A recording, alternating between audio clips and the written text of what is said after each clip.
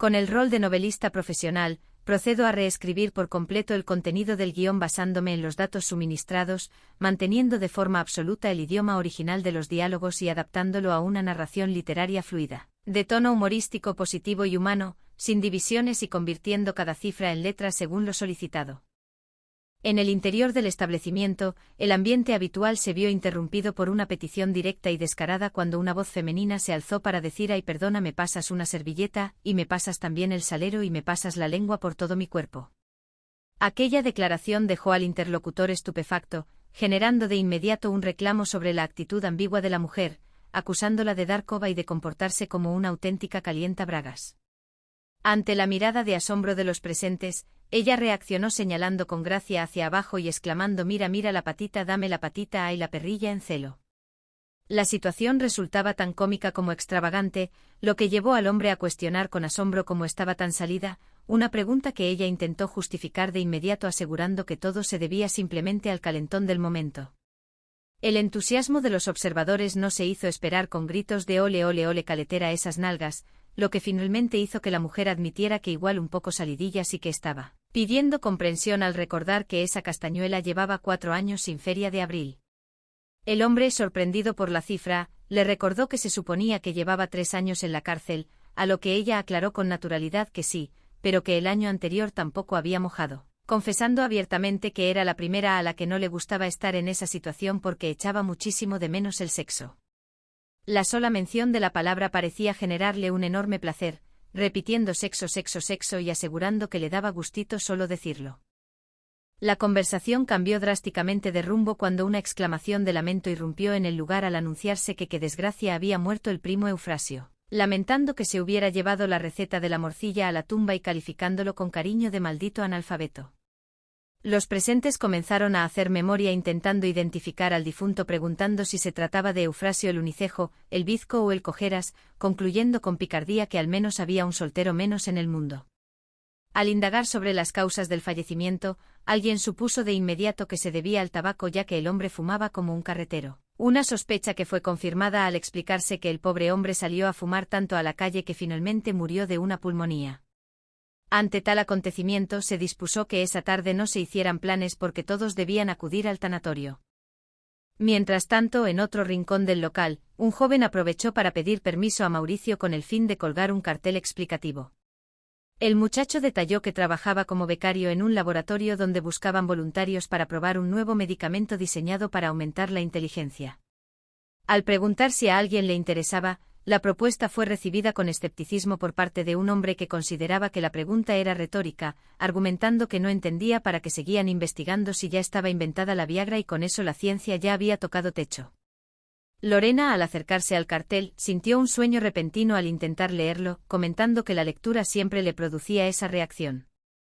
Al enterarse de que se necesitaban voluntarios para probar una pastilla, sugirió con picardía que bastaba con dibujar un pitufo, pararse en la puerta de la discoteca y en 10 minutos tendrían más cola que en el autoservicio de hamburguesas. El joven becario aclaró de inmediato que no se trataba de drogas, sino de un psicofármaco en el que su laboratorio llevaba años trabajando con grandes avances, habiendo logrado incluso que un monotití comiera de un contenedor, por lo que el próximo paso consistía en probarlo con cobayas humanas. La idea de las cobayas humanas entusiasmó a Luisma, quien bromeó diciendo que conocía al hombre araña y al hombre murciélago, pero que no conocía al hombre cobaya, preguntándose si sería medio humano y medio ratón.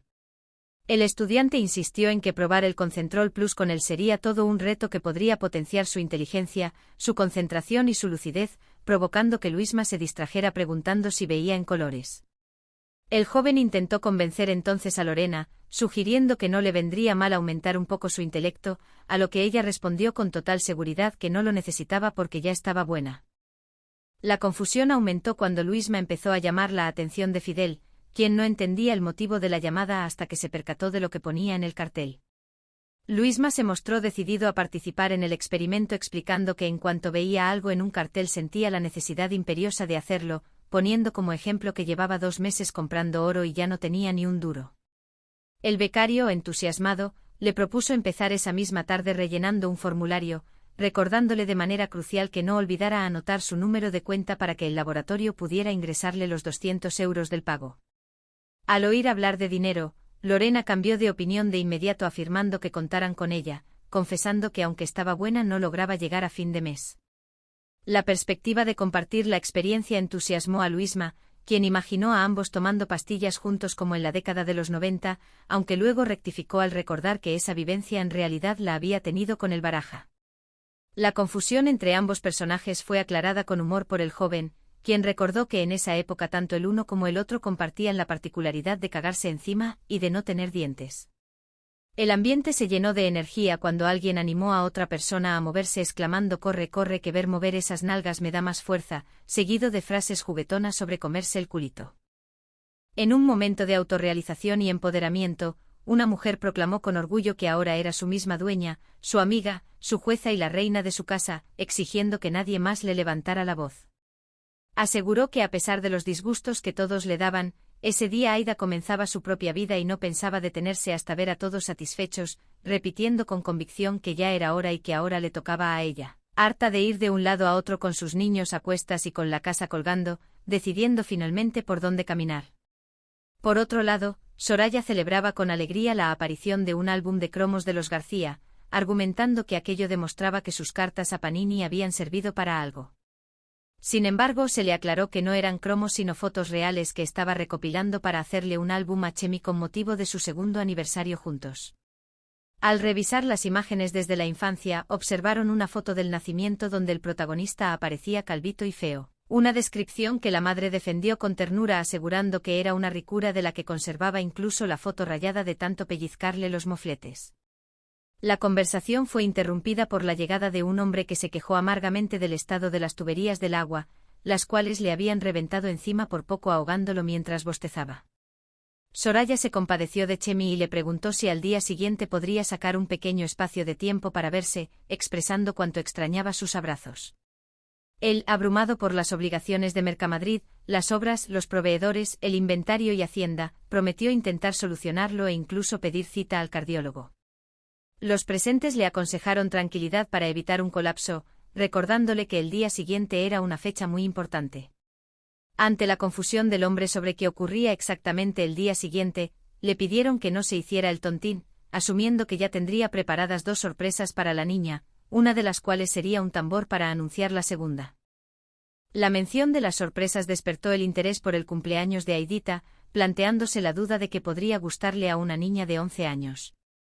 Un hombre intentó averiguar los gustos de una menor de esa edad en la calle, generando una situación malinterpretada que tuvo que aclarar de inmediato pidiendo que no pensaran mal.